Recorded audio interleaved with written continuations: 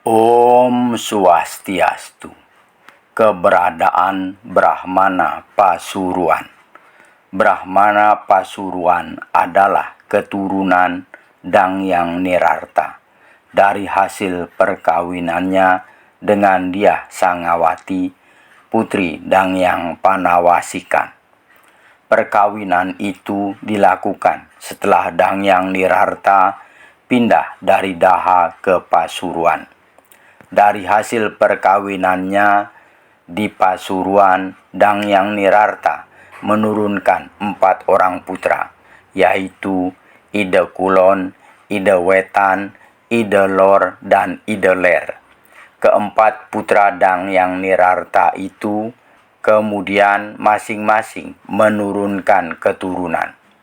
Ide Kulon setelah menjadi pendeta bergelar Ide Pedanda Kulon. Ide Pedanda Kulon kemudian menurunkan 2 orang putra, yaitu Ide Penida dan Ide Batu Lumbang. Begitu juga Ide Wetan atau Ide Pedanda Wetan dari hasil perkawinannya dengan putri dari Gewang menurunkan 2 orang putra, yaitu Ide Penida dan Ide Tegal Suci. Begitu pula Ide Lor atau Ide Pedanda Lor dari hasil perkawinannya dengan putri Pasuruan. Ide Pedanda Lor menurunkan seorang putra yang bernama Ide Mambal. Begitu juga Ide Ler atau Ide Pedanda Ler dari hasil perkawinannya dengan istri dari Sri Jati. Ide Pedanda Ler menurunkan Ide Tegas setelah menjadi pendeta bergelar Pedanda Tegas, dan dari hasil perkawinannya dengan putri Dauh Bale Agung, Ide Pedanda Ler menurunkan Ide Buruan setelah menjadi pendeta bergelar Ide Pedanda Buruan. Selanjutnya masing-masing keturunan dari keempat putra Dangyang Nirarta itu menurunkan banyak keturunan. 2 putra dari Ide Pedanda Kulon, yaitu Ide Penida setelah menjadi pendeta bergelar Ide Pedanda Penida, dan Ide Batu Lumbang setelah menjadi pendeta bergelar Ide Pedanda Watu Lumbang. Ide Penida kemudian menikahi Ni Gusti Ayu Oko Tembau, putri dari I Gusti Ngurah Gede Pinate. Setelah menikah, Ide Pedanda Penida selanjutnya tinggal di Pasraman Kertelangu, Padanggalak, Badung. Dari hasil pernikahannya dengan Ni Gusti Ayu Oko Tembau, Ide Pedanda Penida menurunkan 2 orang putra, yaitu Ide Tembau setelah menjadi pendeta bergelar Ide Pedanda Tembau, dan Ide Wasa setelah menjadi pendeta bergelar Ide Pedanda Wasa. Ide Pedanda Tembau kemudian menikahi sepupunya yang selanjutnya bergelar Ide Pedanda Istri Sebali, putri dari Ide Pedanda Keniten, dengan istri keturunan Paksa Bali. Ide Pedanda Tembau selanjutnya pindah ke Tabanan dan menetap di Pasraman Wanasara.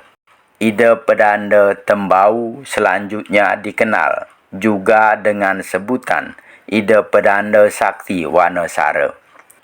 Ide Pedanda Sakti Wanasara terkenal dengan tulisannya yang berjudul Wedari Semara dan Brahmara Sangupati. Ide Pedanda Sakti Wanasara kemudian menurunkan 3 orang putra, yaitu Ide Pedanda Wayahan Tembau, Ide Made Tembau, dan Ide Nyoman Tembau. Sedangkan adiknya Ide Pedanda Wasa kemudian pindah ke Sumbawa dan bertempat tinggal di Gunung Api Tambora. Begitu pula putra Ida Pedanda Kulon kedua yang beribu dari Batuyang, yang bernama Ida Batu Lumbang. Setelah menjadi pendeta, bergelar Ida Pedanda Watu Lumbang. Ida Pedanda Watu Lumbang bertempat tinggal di Manuabe. Ida Pedanda Watu Lumbang kemudian menurunkan putra bernama sama dengan nama ayahnya, yaitu Ida Pedanda Watu Lumbang. Selanjutnya disebut Ida Pedanda Watu Lumbang kedua. Ketika asrama di Manuabe diserang oleh Raja Batuan, Gusti Ngurah Batu Lepang kedua, Ida Pedanda Watu Lumbang pertama gugur mempertahankan asrama Manuabe.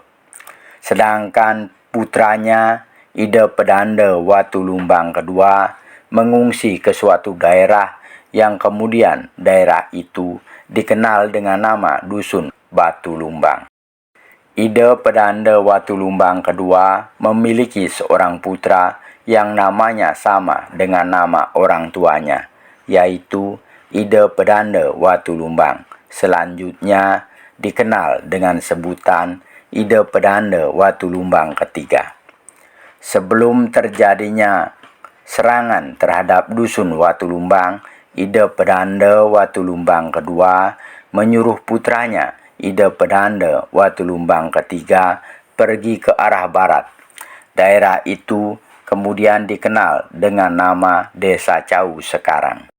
Sedangkan Ida Pedanda Watu Lumbang kedua pergi ke arah utara dan moksa di sebelah utara Desa Gerana. Selanjutnya Ida Pedanda Watu Lumbang kedua distanakan di Puratunon Watu Lumbang Gerana. Begitu pula Ida Pedanda Wetan. Ida Pedanda Wetan menurunkan dua orang putra, yaitu Ida Penida setelah menjadi pendeta bergelar Ida Pedanda Penida, dan Ida Tegal Suci setelah menjadi pendeta bergelar Ida Pedanda Tegal Suci. Ida Pedanda Penida dan Ida Pedanda Tegal Suci gugur pada saat asrama Manuabe diserang oleh Gusti Batu Lepang kedua. Sedangkan keturunannya yang ibunya berasal dari Guang kemudian menurunkan wangsa Guang. Begitu pula Ida Lor setelah menjadi pendeta bergelar Ida Pedanda Lor. Ida Pedanda Lor kemudian berasrama di Pucak Manik. Ida Pedanda Lor selanjutnya menurunkan putra bernama Ida Mambal. Setelah menjadi pendeta bergelar Ida Pedanda Mambal. Setelah Ida Pedanda Lor wafat, Ida Pedanda Mambal kemudian membuatkan stana pura untuk Ida Pedanda Lor. Pura itu terletak di Desa Buruan, belah Batuh Gianyar.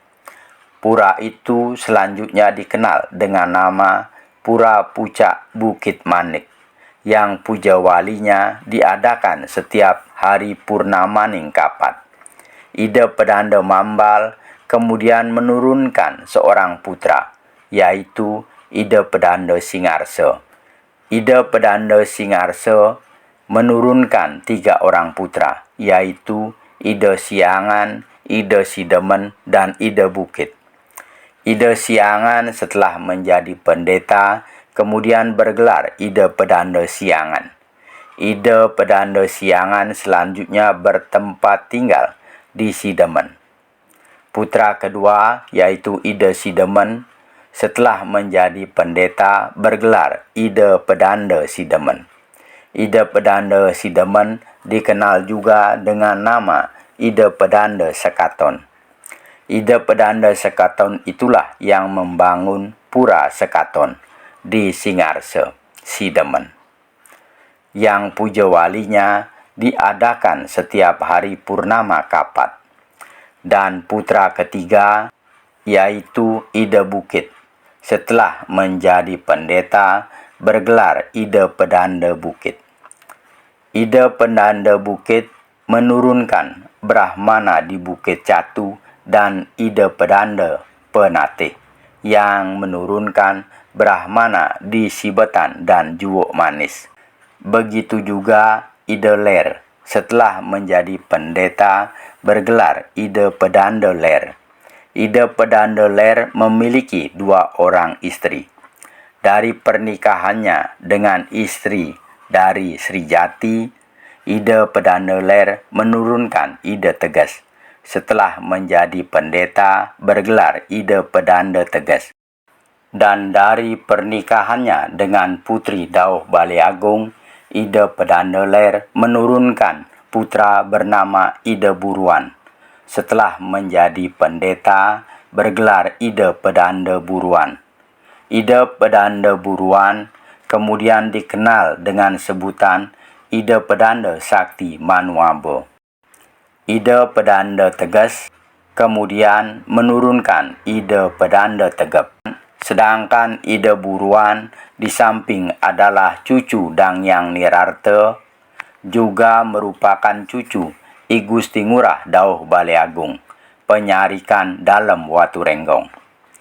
Sehingga Ida Buruan sering diajak dalam mengikuti kegiatan pembinaan dan pelajaran kerohanian Raja Gelgel dalam Watu Renggong. Karena seringnya mengikuti pembinaan dan pelajaran kerohanian, Ida Buruan banyak mendapat ilmu dan pengalaman. Sehingga setelah menjadi pendeta, Ida Pedanda Buruan memiliki ilmu dan wawasan yang lebih luas. Karena ilmu, filsafat, dan tatwa yang dimilikinya itu, Ida Pedanda Buruan kemudian dikenal dengan sebutan Ida Pedanda Sakti Manuabo. Ida Pedanda Sakti Manuabo tinggal di Manuabo dan memiliki 5 orang istri. Kelima orang istri itu yaitu istri yang berasal dari Abah. Dari hasil pernikahannya, Ida Pedanda Sakti Manuabo menurunkan seorang putra yaitu Ida Abah. Setelah menjadi pendeta bergelar Ida Pedanda Abah.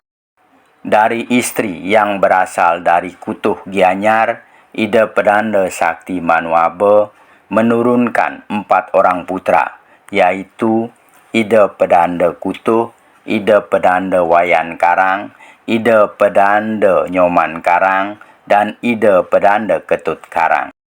Dari istri yang berasal dari Bajangan juga menurunkan 4 orang putra, yaitu Ida Pedanda Gede Taman Sedawa tinggal di Bangli, Ida Pedanda Bajangan tinggal di Bukit Bangli, Ida Pedanda Abian tinggal di Telaga Tawang, dan Ida Pedanda Nengah Bajangan tinggal di Bukit.